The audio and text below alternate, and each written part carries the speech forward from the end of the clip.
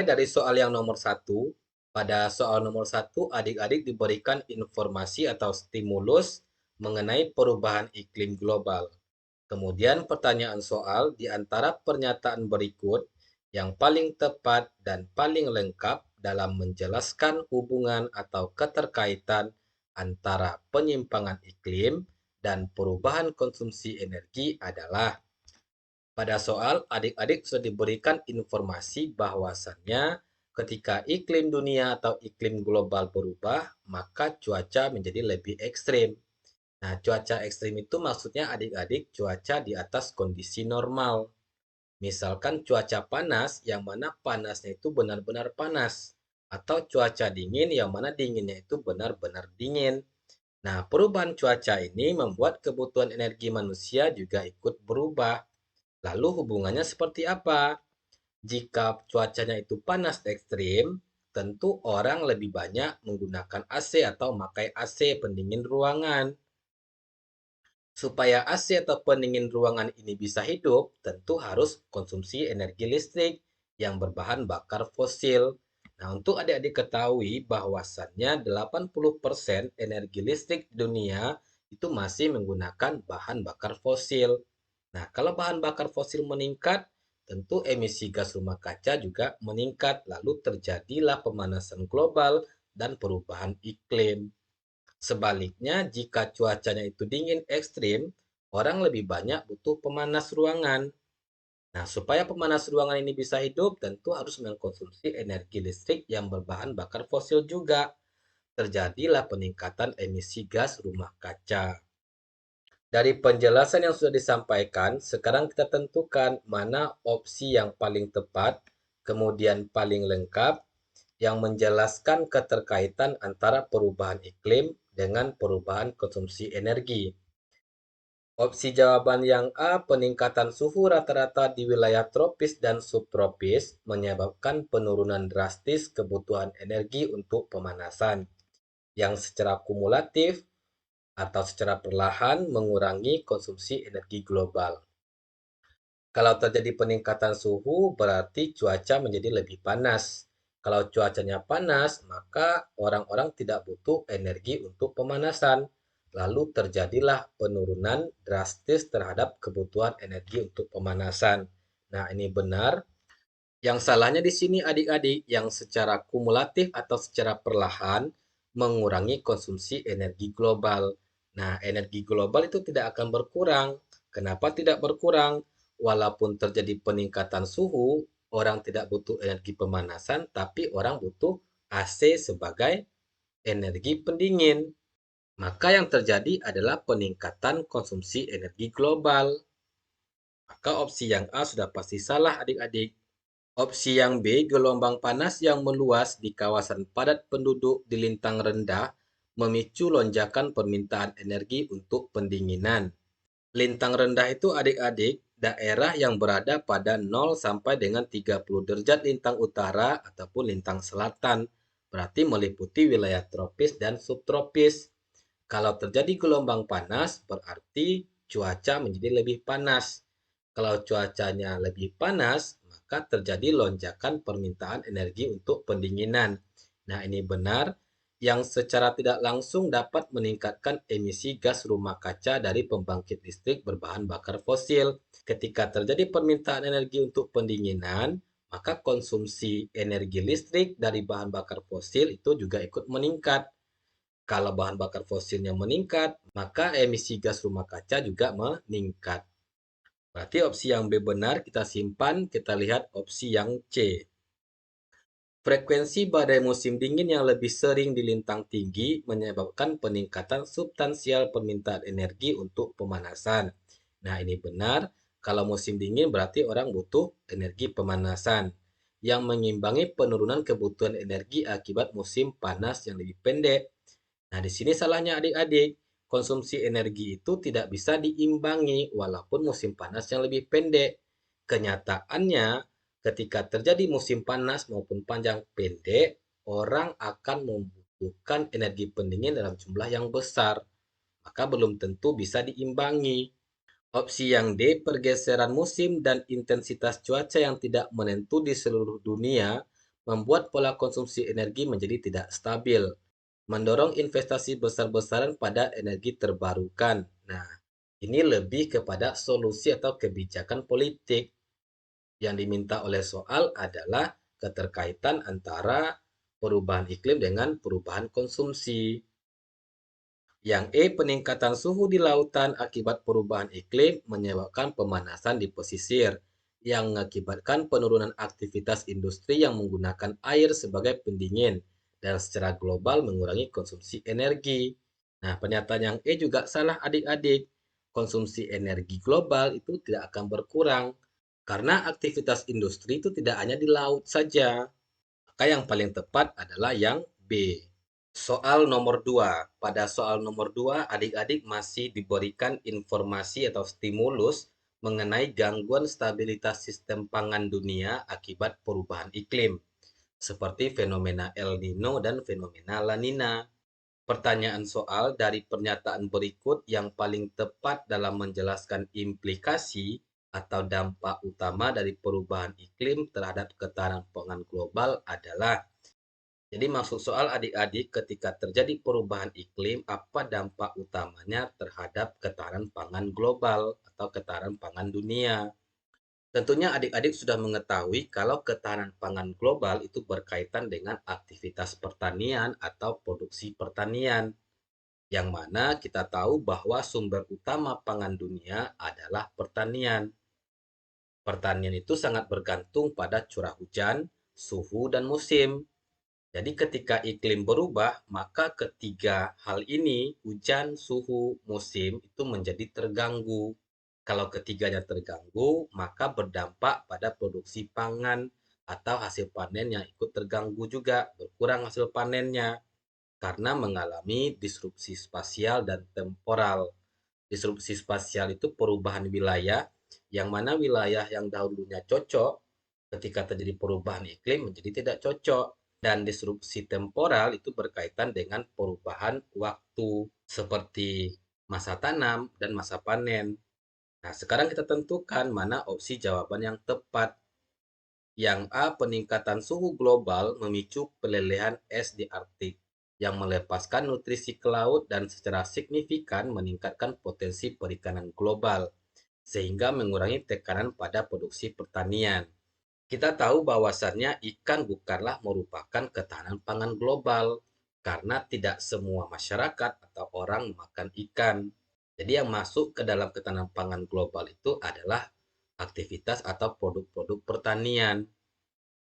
Ditambah lagi ketika terjadi peningkatan suhu atau perubahan iklim malah akan merusak ekosistem laut. Jadi tidak ada penelitian yang menyebutkan kalau peningkatan suhu itu menyebabkan potensi perikanan.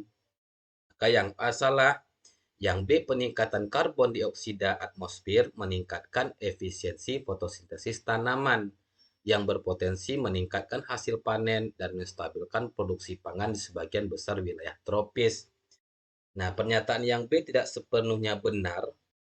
Memang peningkatan karbon dioksida itu meningkatkan efisiensi fotosintesis tanaman, yang mana karbon dioksida itu sangat diperlukan oleh tanaman untuk berfotosintesis. Tetapi dalam berfotosintesis, tanaman itu butuh air dan butuh suhu yang stabil. Nah, ketika iklim berubah, maka suhu dan air ini mengalami gangguan. Kalau air dan suhu mengalami gangguan, maka akan merusak tanaman. Makanya yang B itu salah. Yang C, pergeseran zona iklim akibat perubahan suhu mendorong ekspansi atau perluasan lahan pertanian ke lintang yang lebih tinggi dan elevasi yang lebih tinggi, yang mengimbangi hilangnya produktivitas di wilayah pertanian tradisional. Yang C ini lebih tepatnya kepada solusi, bukan pada dampaknya. Maka yang C juga salah. Yang D, pola curah hujan yang tidak menentu dan anomali suhu yang ekstrim menyebabkan disrupsi spasial dan temporal terhadap siklus tanam, yang pada akhirnya mengakibatkan penurunan produktivitas pertanian di wilayah-wilayah yang rentan. Nah, D merupakan jawaban yang paling tepat sesuai dengan pembahasan yang sudah kita bahas tadi. Kita lihat yang E, peningkatan suhu air laut meningkatkan frekuensi dan intensitas badai di wilayah pesisir, yang menghambat kegiatan logistik pangan dan distribusi dari wilayah surplus ke wilayah defisit. Yang E ini juga tidak sepenuhnya benar. Memang ketika terjadi peningkatan suhu air laut, maka intensitas badai di wilayah pesisir itu juga meningkat dan menghambat kegiatan logistik. Tetapi yang terhambat, yang mengalami gangguan hanyalah aktivitas distribusi, bukan aktivitas produksi. Sedangkan ketahanan pangan itu berkaitan dengan aktivitas produksi pertanian. Makanya yang tepat adalah yang D. Soal nomor 3, untuk soal nomor 3 masih sama dengan soal nomor 1 dan nomor 2 adik-adik. Di mana pada soal nomor 3 adik-adik masih diberikan informasi atau stimulus mengenai dampak perubahan iklim.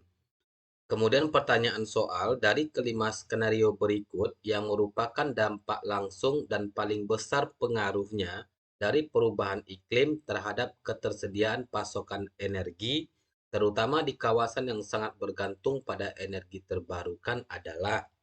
Nah, pada soal kita diberikan informasi bahwasannya perubahan iklim itu mengganggu kondisi alam. Dan karena energi terbarukan bergantung kepada alam, maka produksi energi ikut terganggu atau terdampak.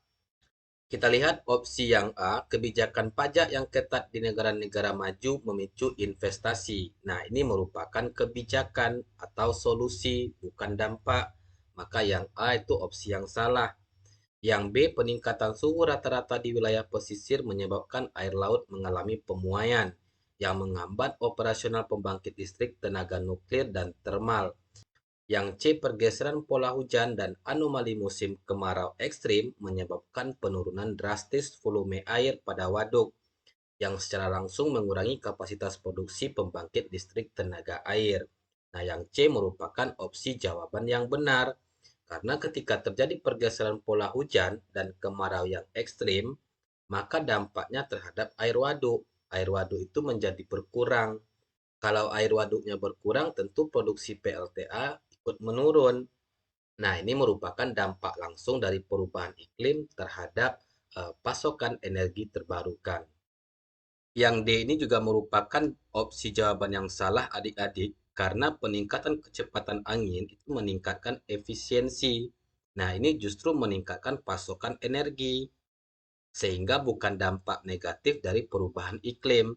Sementara ketika iklim itu berubah, maka dampaknya adalah negatif. Maka opsi jawabannya harus negatif. Yang E, frekuensi badai yang meningkat merusak jaringan transmisi listrik dan fasilitas penyimpanan energi, sehingga menyebabkan gangguan pasokan listrik yang bersifat lokal dan sementara di kawasan rawan bencana. Nah, ini sifatnya lokal, sementara perubahan iklim itu cakupannya global atau dunia. Selain itu, alasannya pada opsi yang E yang terganggu itu adalah distribusinya, bukan produksi energinya. Maka jawaban yang benar adalah yang C. Soal nomor 4, pada soal nomor 4 ini adik-adik diminta untuk menghitung berapa besarnya evapotranspirasi referensi harian. Kemudian dari perhitungan tersebut kita tarik kesimpulan dengan data yang sudah disediakan pada soal nomor 4. Kita langsung ke perhitungannya. Untuk menghitung besarnya evapotranspirasi referensi harian, rumus yang digunakan adalah P dikali 0,457 dikali T rata-rata ditambah 8,128. Yang mana ET itu merupakan evapotranspirasi referensi harian, sementara P itu merupakan persentase rata-rata jam siang harian terhadap total jam siang dalam setahun. Kemudian T rata-rata merupakan suhu udara rata-rata harian di wilayah tersebut. Dari soal diperoleh data bahwasannya untuk wilayah tropis P itu nilainya 0,277, sementara nilai T-nya 28,5. Untuk wilayah subtropis P-nya 0,311 dan T rata-rata itu sebesar 22. Pertama sekali kita hitung bagaimana kondisi awal sebelum kenaikan suhu menggunakan rumus evapotranspirasi referensi harian. Nah, tinggal kita masukkan saja angkanya. 0,277 itu merupakan besarnya nilai P atau nilai persentase rata-rata untuk wilayah tropis. 0,457 itu sudah ketetapannya, sementara 28,5 itu merupakan T rata-rata atau suhu udara rata-rata harian di wilayah tropis. Kalau kita jumlahkan hasilnya sama dengan 5,86 mm per hari. Nah, selanjutnya kita hitung untuk wilayah subtropis dengan cara yang sama. Untuk wilayah tropis nilai P-nya sebesar 0,311 dikali dengan 0,457 dikali dengan T rata-ratanya untuk wilayah subtropis sebesar 22 ditambah 8128 sama dengan 5,65 meter per hari. Nah, setelah kita hitung kondisi awal, langkah selanjutnya kita hitung bagaimana setelah kenaikan suhu sebesar 2 derajat Celcius. Untuk wilayah tropis, mula-mula rata-rata suhu hariannya 28,5. Kalau naik 2 Celcius berarti T-nya 30,5 derajat Celcius. Tinggal kita sesuaikan dengan angka yang ada. P-nya 0,277 dikali 0,457, T-nya 30,5 ditambah 8128 sama dengan 6,11 mm per hari. Itu untuk wilayah tropis. Maka dapat kita simpulkan bahwasannya kenaikannya itu sebesar 0,25 mm per hari. Sebelum kenaikan besarnya 5,86, setelah kenaikan besarnya 0,11. Selanjutnya untuk wilayah subtropis mula-mula T-nya 22, naik 2 derajat Celcius berarti T-nya 24 derajat Celcius. Nah, langkah yang sama tinggal kita masukkan angkanya. P untuk wilayah subtropis tadi 0,311 dikali 0,457 dikali T setelah kenaikan sebesar 24 ditambah 8128 sama dengan 5,94 mm per hari. Maka dapat kita tarik kesimpulan bahwasannya laju evapotranspirasi referensi harian setelah kenaikan suhu di wilayah tropis adalah sekitar 6,11 mm per hari dan wilayah subtropis sebesar 5,94 mm per hari. Nah, ini menunjukkan bahwa laju harian di wilayah tropis tetap lebih tinggi meskipun peningkatan persentase di wilayah subtropis lebih besar. Maka jawabannya adalah yang E.